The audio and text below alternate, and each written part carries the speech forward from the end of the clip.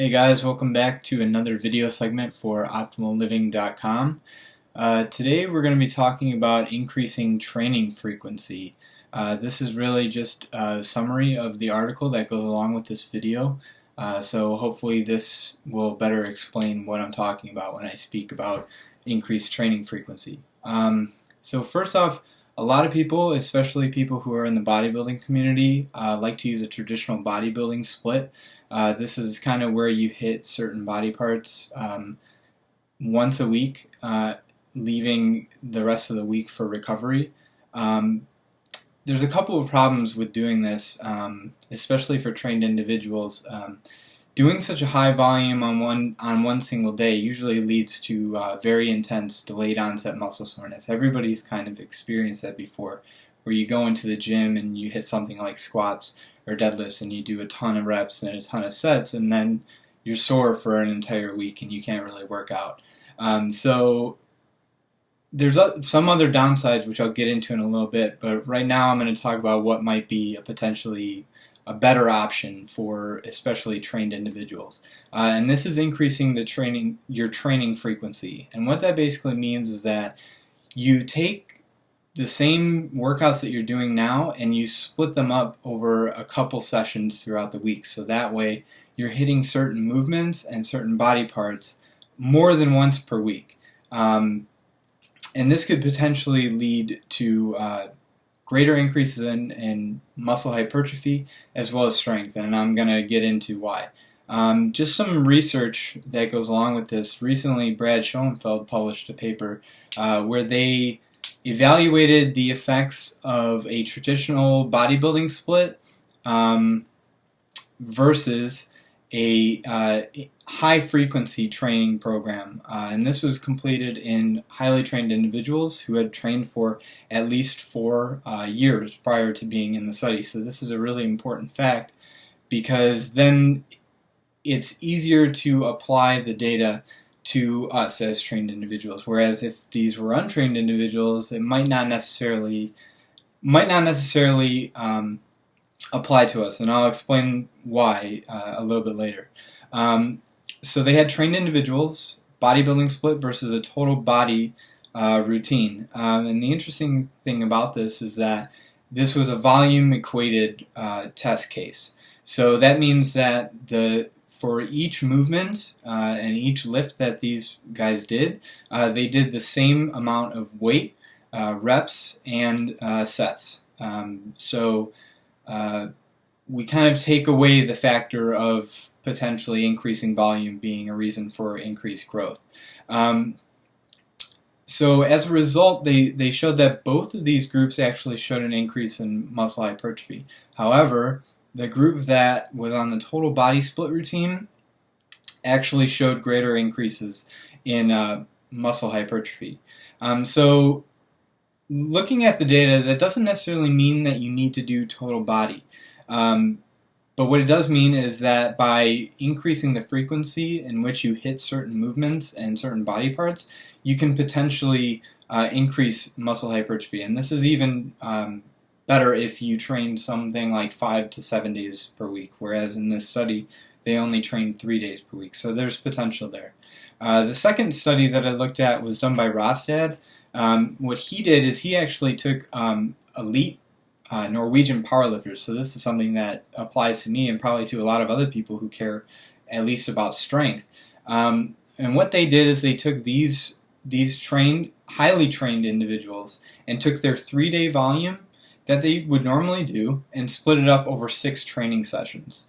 And what they found is that the group that had the 6 training day schedule increased both muscle size as well as their strength performance in both lifts like the squat and the bench press, things that are very important to especially elite powerlifters. So pretty strong evidence for increasing training frequency.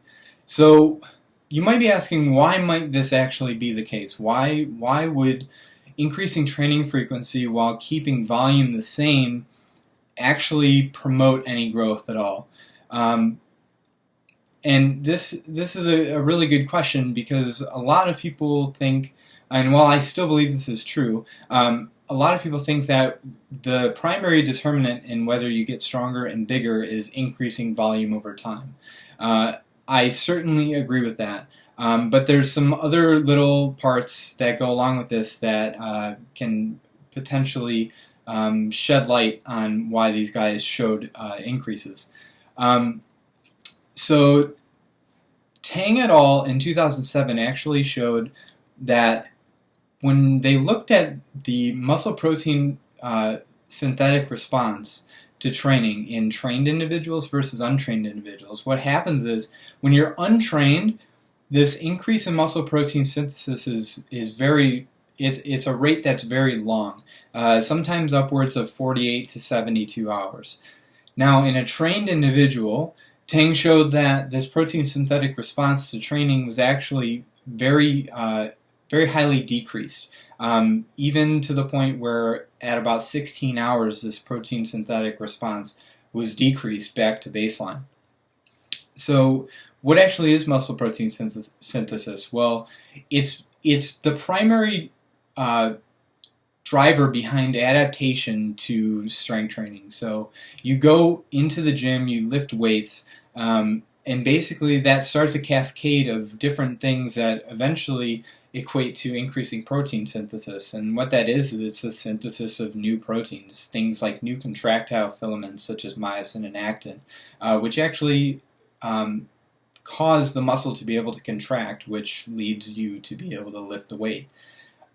So when you increase training frequency, especially for a trained individual, what this allows you to do is it allows you to take that 16-hour window of increased protein synthesis that you were originally getting only once per week on a traditional body split, and now you take that and let's say you work out 3 times, so now you get to have that 16 hours of increased protein synthesis for a certain body part. You get to take that from having it elevated only once to now elevated 3 times. So this could potentially be a driving factor behind why both of these researchers showed significant improvements in muscle hypertrophy when these individuals were exposed to increased training frequency. A second factor that might play in here, this was actually brought to light by Dr. Jacob Wilson. When you're training more frequently, you get more practice. You know, we like to think of every other sport as needing to practice. When you look at basketball, for instance, you know, you never hear a coach telling a player not to shoot free throws, not shoot free throws more than once per week. Now, while I understand that that's a different scenario, we often forget that movements in the gym are also skills, and they're very fine movement patterns. And in order for those to become ingrained in us, we have to do them very often. So when you get the chance to train 3 times per week in, say, the squat, you now get to reinforce those movement patterns more often. You get better at the movement, you can recruit muscle fibers more readily, and that could eventually lead to increased strength in that movement, which could eventually lead to increased volume and eventually more growth. Like I said, increased frequency allows for increased elevations in muscle protein synthesis. And finally, the one thing that has to be noted about these 2 studies, this increase in training frequency may have been somewhat of a novel stimulus. So what that means, when you think about an untrained individual, when you see them, everybody remembers when they first started training. You could all but look at a weight and grow. And this was probably due to the fact that the training was novel. It was an insult to your body that it wasn't used to, and it forced your body to kind of adapt and grow so that way you wouldn't hurt yourself. Well, as you become more trained, your body understands that you're not going to die. That's basically what it thinks when you go into the gym and you hit it really hard, especially when you're an untrained individual. But as you become more trained, your body is acclimated to that sort of stress, and the response, such as increased muscle protein synthesis, isn't as necessary as it once was. So even these elite trained individuals, just by increasing their frequency, that may have been a novel stimulus. Now, it is entirely possible that even with increased frequency, you can plateau. However, especially for the purpose of looking at this research, these guys didn't increase their volume. So that to me is a very good indicator that even if they do happen to plateau, they have something to fall back on, which is increasing training volume, which is something that you can always do. Further, you could also incorporate things like daily undulating periodization.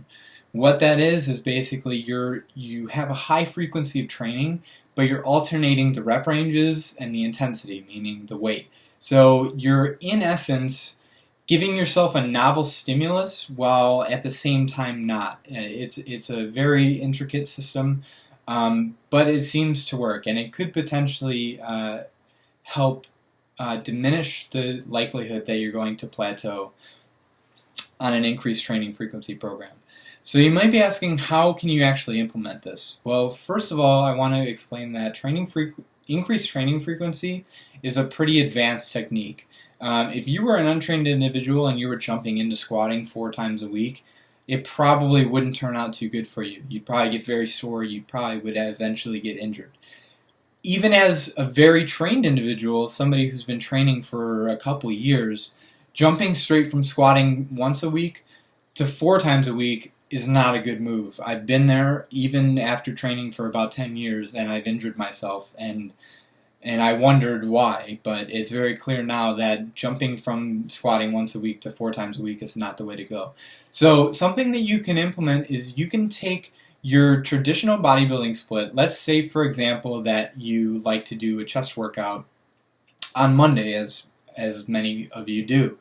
So let's say that you do 4 different exercises, and you do that for 5 sets each, so 20 sets. What you could now do, potentially, is take your first 2 exercises for training chest, and you could train that on Monday, so you have a total of 10 sets. Then you could come back on Wednesday or Thursday, and you could do the next 2 chest exercises that you would typically do on Monday, and do them on Wednesday or Thursday. Still for 5 sets each, which equates to 20 total sets throughout the week, which is the same as your original traditional split. However, you potentially get this added benefit of increasing muscle protein synthesis, which, as we spoke of before, is one of the primary drivers behind adaptation to exercise. You get to have that twice now, as opposed to only once. Eventually, this is going to be too easy, and it might even be too easy to start off with. You really just have to gauge that and pay attention to your body and what it's telling you. This might end up becoming too easy for you to do. So a good way to improve on that is you can either do one of the following or all of the following. You could increase the amount of weight that you use. You could increase the amount of repetitions that you do per set. You could increase the number of sets that you do. You could add another day of chest training to a week. Or you could add more sets or more exercises. All of these are different ways that you can go about increasing your training volume and potentially giving yourself a novel stimulus each time you need to progress. It's really a very simple to understand concept. It's very easy to employ. You just need to make sure that you take your time and increase frequency appropriately, because this is all good, this is all great, this will get you jacked if you really work at it, but it can also lead to increased risk of injury. And if you injure yourself and you can't squat or you can't bench or what have you, then really all of this doesn't matter anymore. So I think that's about it. If you guys have any questions, please feel free to contact me with any and all questions, and I'd love to answer them. I hope you learned something today. I hope you enjoyed yourself, and I'll talk to you next time. Thanks.